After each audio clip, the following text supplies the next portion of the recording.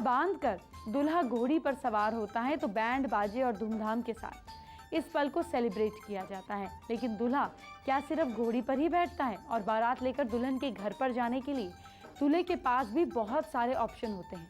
पहला ऑप्शन तो होता है घोड़ी, दूसरा ऑप्शन होता है बग्गी, तीसरा ऑप्शन होता है कार और आजकल चौथा ऑप्शन भी खूब दिख रहा है, हेलीकॉप्टर।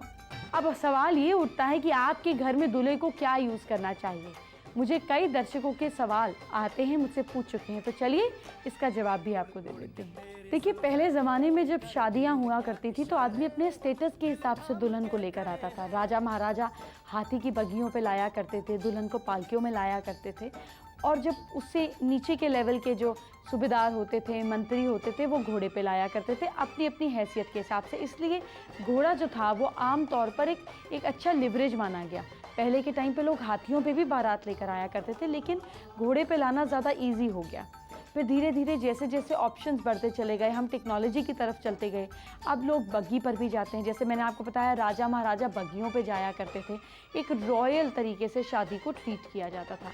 फिर घोड़ा थोड़ा और कॉम्पैक्ट हो गया, उसके बाद अब गाड़ियाँ आ गई तो लोग गाड़ियों पे जाने लगे और क्योंकि अब हेलीकॉप्टर आ गए तो लोग हेलीकॉप्टर पे जाने लगे।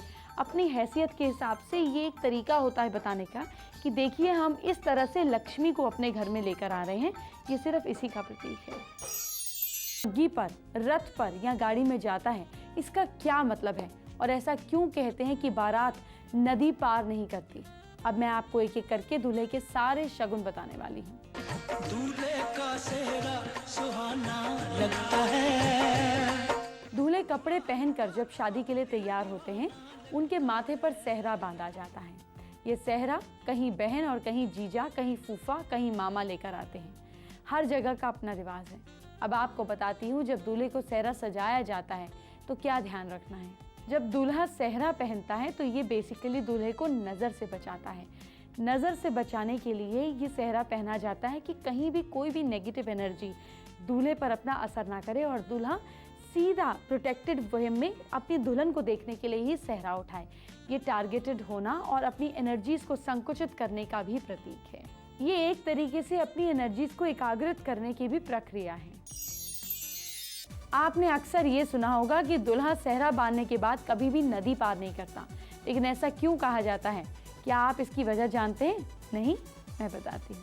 देखिए, पानी में साफ करने की शक्ति होती है। ये माना जाता है कि पानी की जब भी हम नदी में डुबकी लगाते हैं तो पानी हमारे नेगेटिव विचार अपने अंदर सोख लेता है।